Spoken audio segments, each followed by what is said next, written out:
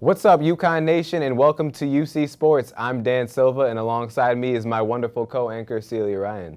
Breaking news in men's basketball this morning. Top 75 class of 2020 prospect Andre Jackson finally committed to joining the UConn Huskies over numerous other contenders like Syracuse and UCLA.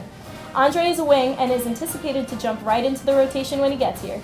Needless to say, we're all very excited to see what he'll do in his first season.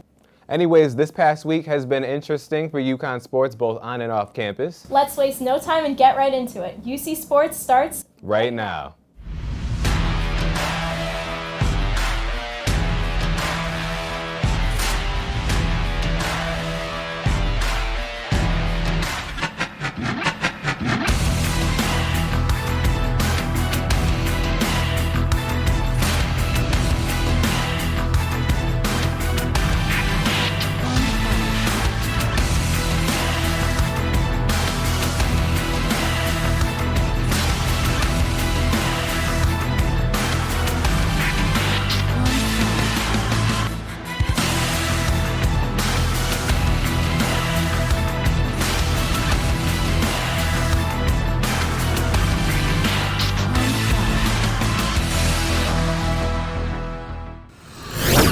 UConn men's soccer team has had a mixed week, taking on the University of South Florida on Friday in their conference opener and tackling Dartmouth in an away game on Tuesday. The game against USF was a hard-fought battle, and an early goal by the Bulls was eventually matched by a goal from freshman Ben Awashi. However, USF took the lead back in the 81st minute. The Huskies weren't able to get a goal on USF, so the game ended in a loss of 2-1. Luckily, the Huskies were able to match Dartmouth to turn their luck around on Tuesday, ending the game in a draw of 2-2. Senior Jordan Hall and junior Adon Tate scored the 2 goals of the game, and UConn had outshot Dartmouth 21-9.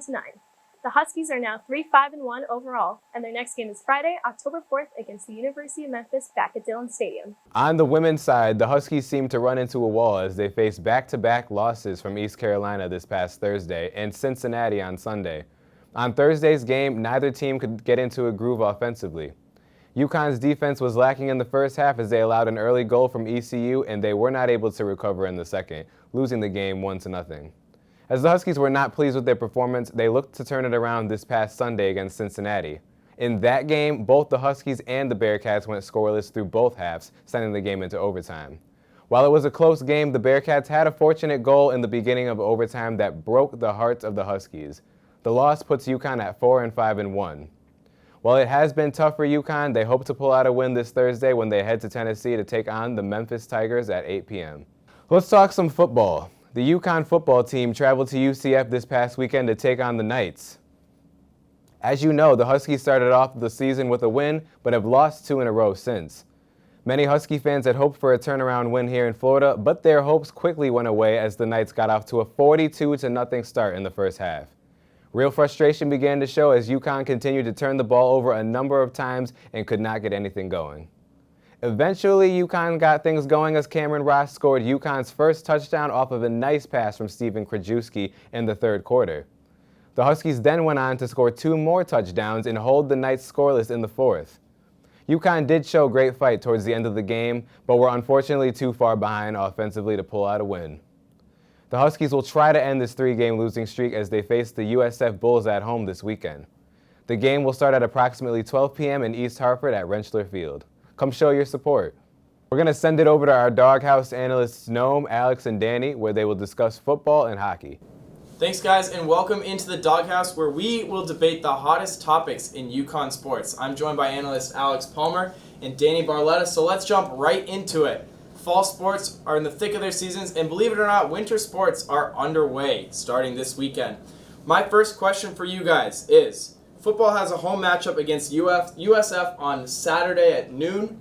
Is this a must-win for Randy Edsall's team? Alex, we'll start with you.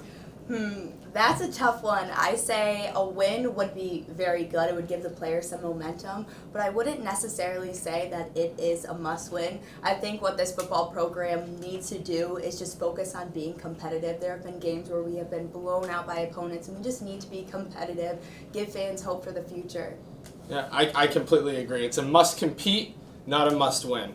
this is the most evenly matched FBS opponent that we've had this year, so you can't get blown out. You can't lose 38-3. But if they lose 30-28 or a 1-point game, 1-possession game, it's not a big deal because at this point, wins and losses are almost secondary. It's a rebuild, and it's all about the development of the players. So as long as you're seeing improvement, as long as you're seeing positive things, I think they're not in a position to win any titles this year. So I think it's all about. I'm going to be honest. I don't agree with either of you.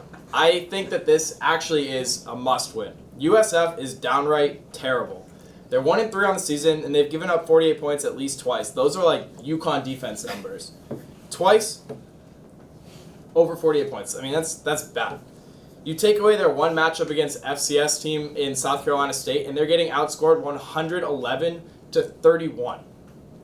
And Coach Edsall is back to his original starting quarterback. It's his third one used already because of injuries and who knows what else. Just lack of confidence in his quarterback.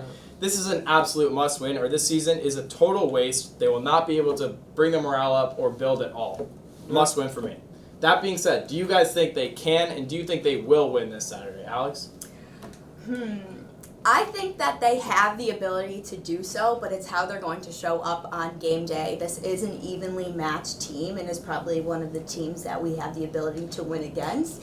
But it's just how they're going to show up. If they come out strong, they can and will end up on top. I agree. I think they win this game. I think UConn learned a lot the past 2 games against ridiculously tough opponents on the road. All right. Indiana is not a ridiculously tough They're a Big Ten opponent. We're not a Big Ten school remotely at this point. So I think they're prepared. I think they're motivated. I think they're going to get after it. I think they're going to pick up a win at home this week. All right, well, we'll see. Kickoff is at 12 due to EEE concerns. So Don't get bit. Don't get bit. Yeah, don't get bit. Put some bug spray on if you're going.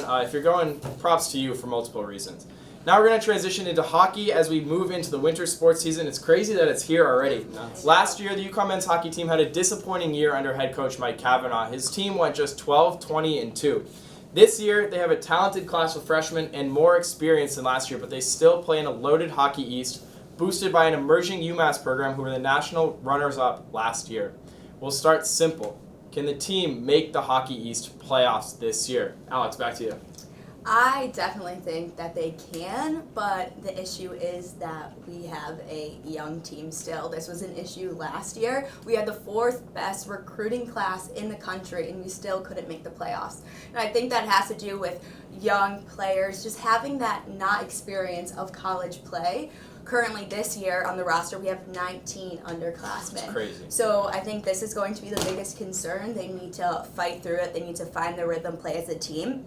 But if Mike Cavanaugh could teach these players to find their rhythm and really coach them to success, they could definitely make the playoffs. It's UConn. They have shown time and time again that they can hold their own in Hockey East play. They beat number 2 UMass last year for an upset win. It was a great Who game. would have expected that? yeah. But I think they can do it if they find their momentum and if they don't have that young experience if they play to college level. Yeah. How about you, Danny? I think they make that. I think they take that momentum and they make the tournament this year. They were picked the coaches' poll to not make it and finish 9th. Right. That's absolute crap. They finished 9th last year, and if you don't think this team got better, you're crazy. You mentioned the great recruits, and remember all those freshmen last year that were a huge part of the team? They're a year older now. They're more experienced. And there's not many upperclassmen on the team, but the ones that they do have, I think they're going to have quality seasons. I think this is a really good hockey team, and I don't just expect them to make it. I expect them to compete and be in the brunt of Hockey East play. I'm going to have to side with you, too. Their schedule is also pretty beneficial. They don't leave the Northeast a lot.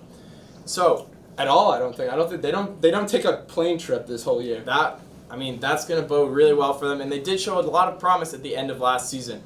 Like you said, very talented group of freshmen, group of underclassmen in general. Who is the one player, though, that is poised to impress the most this season? Danny? There's a lot of guys I expect to play big roles, but if I'm gonna pick one, I'm gonna pick Ruslan Isakov.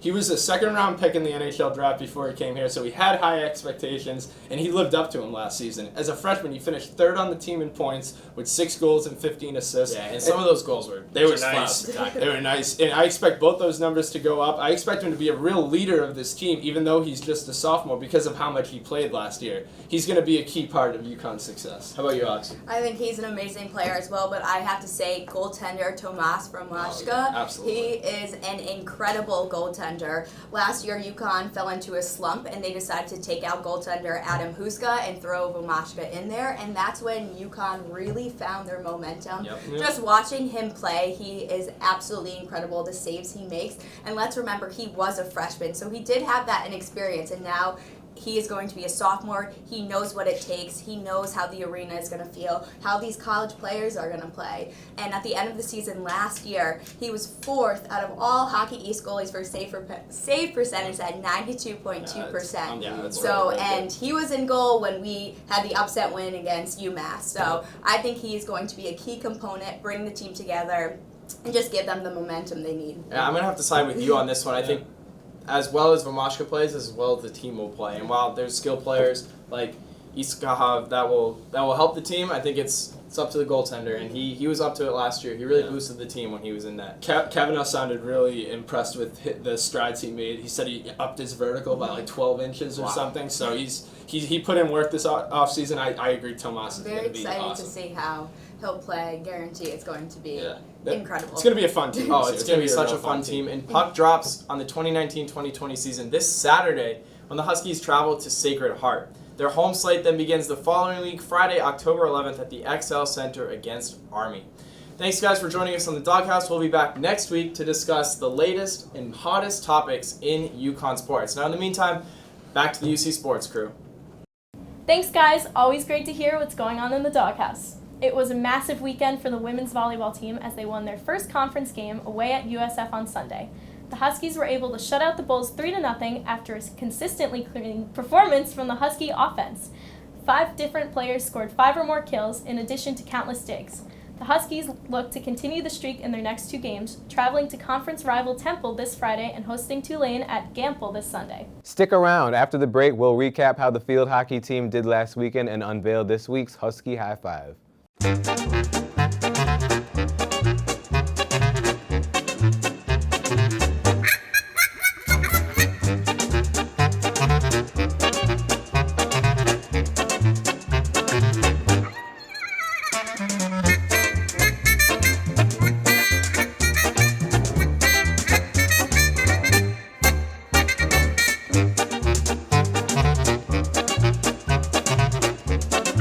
The UConn field hockey team continues to dominate as they won their past 2 games against Old Dominion on the 27th and Boston University on the 29th. Against Old Dominion, goals from Maddie Ray, Abby Gooderham, Marie Auer, Claire Yanderver, and an astounding 2 goals from senior Svea Boker helped seal the deal and beat Old Dominion 6-2. In their game against Boston U, the Huskies shut out the Terriers 4-0, with 2 more goals from Svea Boker and another 2 by Sophie Hamilton. UConn is now 9-1 overall, and their next 2 games are away, taking on Temple on the 4th and then battling Maryland in a big rivalry game against the Terps on the 6th. Last year, the Huskies fell to Maryland in the second round of the tournament. In 2017, though, UConn beat Maryland to win the national championship.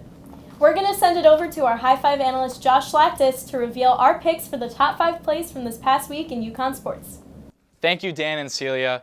But now we're going to move to the Husky High Five, and because of their incredible performance this past weekend, we are going to turn this Husky High Five into a field hockey 5. So, without further ado, let's get this started. Starting at number 5, we have an incredible ankle breaker by Antonia Tiedka, sending the BU defender to the ground. At number 4, we have Svea Boker crossing a defender and placing the shot in the top right of the net. At number 3, we have Svea Boker again, this time with a crossover and a powerful slap shot. At number 2, Jessica Dombrowski puts the ball through the legs of a defender as Sophie Hamilton floats the ball over the goalie and into the net. And at number 1, Svea Boker again converts the diving attempt as she places the ball just out of the goalie's reach. Well, those were the top 5 plays of the weekend. I'm Josh Schlactus, and we're going to send it back to the studio now, UC Sports with Dan and Celia. Well, those are all the updates that we have for you today. For the latest on UConn Sports all week long, make sure to follow us on Twitter and Instagram at UCTV Sports and subscribe to us on YouTube at UCTV Channel 14. For Dan Silva and our entire crew, I'm Celia Ryan, and we'll see you next time.